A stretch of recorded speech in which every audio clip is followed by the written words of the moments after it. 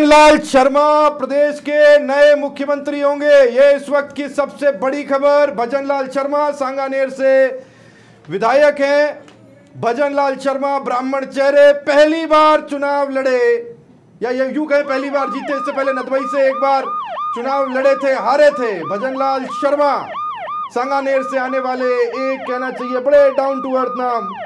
और आज आप पूछ रहे थे ना कि लाइन में कहाँ है, वही पांचवी छठी पंक्ति में बैठे हुए भजन लाल शर्मा प्रदेश के नए मुखिया होंगे। किसी ने सोचा नहीं होगा, फर्स्ट टाइम विधायक है और पहली बार ही जब विधानसभा में दाखिल होंगे, भजन लाल शर्मा प्रदेश के मुख्यमंत्री के तौर पर शपथ लेने के बाद विधानसभा में पहुंचेंगे। ऐसा बहुत कम लोगों के साथ जीवन में होता है। भजन लाल शर्मा के ऊपर कहना चाहिए आम सहमति बनी और भजन लाल शर्मा संघ का भी एक बहुत बड़ा उनके पीछे हाथ रहा। मैंने कहा था ना कि हमें इस बारे में इल्म था, जानकारी थी, तो मैं अब उन जानकारियों की लेयर्स को खोलता हूं।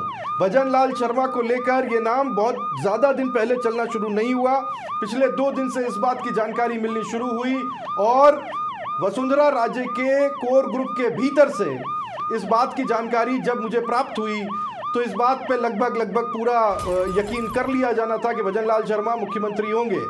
भजन लाल शर्मा वास्तव में आश्चर्यचकित करने वाला नाम है, ब्राह्मण नाम है, ब्राह्मण चेहरा मुख्यमंत्री होगा, ये बात साफ हो गई। इस वक्त की सबसे बड़ी खबर है स्वप्निल, भजन लाल शर्मा को मुखिया बनाया गया है, आरएसएस की पसंद है और बहुत कहना चाहिए संयमित रहने वाले व्यक्ति हैं। सांगानेर से पहली बार चुनाव लड़े, बहुत बड़ा चुनाव जीते और अजात शत्रु हैं, कोई शत्रु है नहीं जिससे कोई निजी दुश्मनी हो।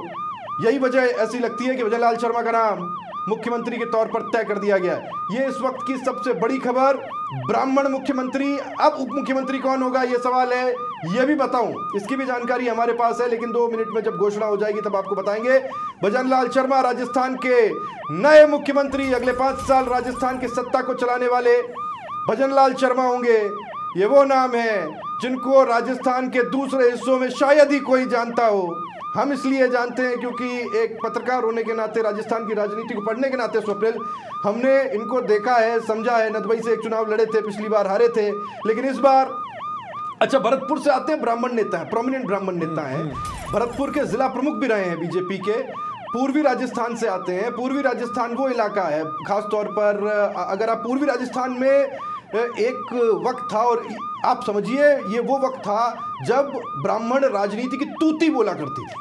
पूर्वी राजस्थान दौसा से शुरू होकर आप चले जाइए धौलपुर तक, आपको ब्राह्मण राजनीति की तूती बोलती दिखाई देती थी। लेकिन उसके बाद वक्त के साथ एक परिसीमन का भी फैक्टर आया और कहिए वो राजनीति धूमिल होती चली गई, गायब होती चली गई। लेकिन भजन लाल शर्मा का मुख्यमंत्री होना इस बात का द्योतक है कि पूर्वी राजस्थान से जहां ब्राह्मण राजनीति उतनी नहीं बची है, बीजेपी ने सोशल इंजीनियरिंग को उस तरह से तरजीह नहीं दी। एक ऐसे व्यक्ति को ग्रास रूट लेवल से उठा करके लाए हैं जो पार्टी का सच्चा सेवक, ईमानदार छवि का काम करने वाला।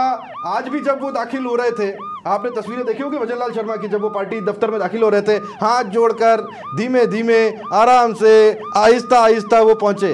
भजन लाल शर्मा को जो जानते हैं उनकी तारीफ ही करते हैं।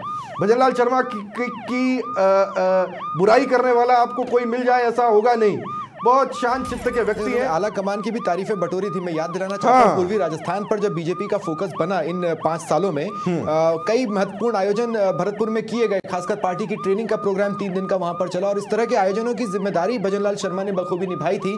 और वो उसी वक्त से या उसके काफी पहले से काफी गुड लिस्ट में थे, उन पर निगाह थी कि वो किस तरह से चीजों को ऑर्गेनाइज करते हैं, किस तरह से चीजों का आयोजन करवाते हैं। और एक खास बात और, राहुल, आपसे कल भी मेरी चर्चा हो रही थी कि छत्तीसगढ़ में आपने आदिवासी चुना है, मध्य प्रदेश में आपने ओबीसी चुना है, तो राजस्थान में अब जनरल का संयोग बन रहा है और वही देखने को भी मिल रहा है। राजस्थान में जनरल बनना था, कई लोग कह रहे थे महिला कोई हो सकती है, लेकिन मेरा यह मानना था कि राजस्थान में वो दिन अब हवा हुए।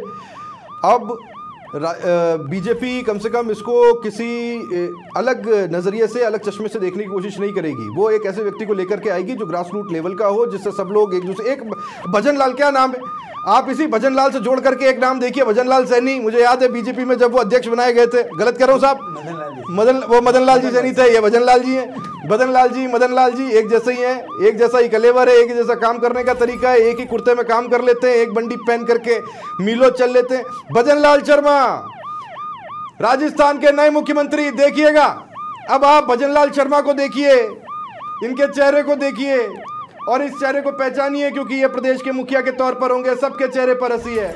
आप कह रहे थे ना कि मैं बॉडी लैंग्वेज, मैं उस बॉडी लैंग्वेज के बारे में आपको बताता हूं कि वो बॉडी लैंग्वेज वैसी नहीं थी जिसे मैं 2003 से पढ़ता आ रहा हूं, देखता आ रहा हूं। कुछ देर के लिए बशर्ते किसी को थोड़ा उत्साह मिला हो, लेकिन वो बॉडी लैंग्वेज वो नहीं थी। भजनलाल शर्मा की पहली तस्वीरें तालियों की गड़गड़ाहट के बीच जब वो मंच पर आए, बुलाए गए, नाम प्रस्तावित किया गया, भजनलाल शर्मा आए, उन्होंने सबका झुककर अभिवादन स्वीकार किया, अभिनंदन किया। किसी ने देखा, किसी ने नहीं देखा, देखे तो देखे, ना देखे तो ना देखे, कोई फर्क नहीं पड़ता। भजनलाल शर्मा प्रदेश के मुखिया। पिंटू हमारे साथ जुड़ गए, जानकारी उनसे लेते हैं। पिंटू, ऐसा होगा इल्म तो था, लेकिन कईयों को नहीं था। भजनलाल शर्मा मुख्यमंत्री।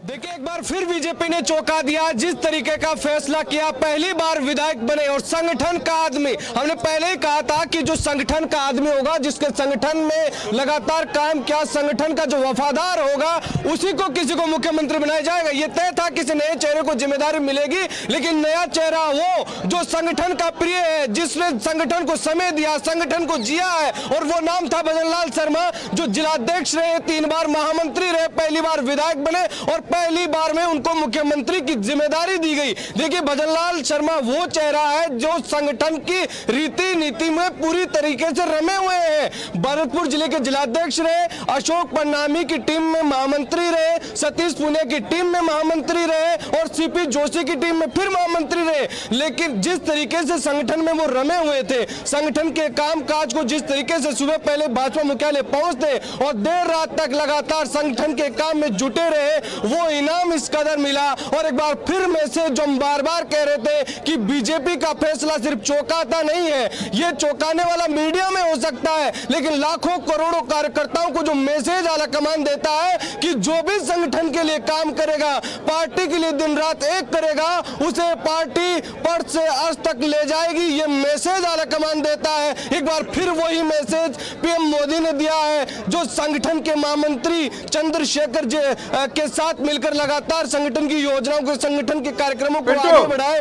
भजनलाल शर्मा को पहली बार टिकट मिला, सांगानेर विधानसभा सीट से उनको प्रत्याशी बनाया गया।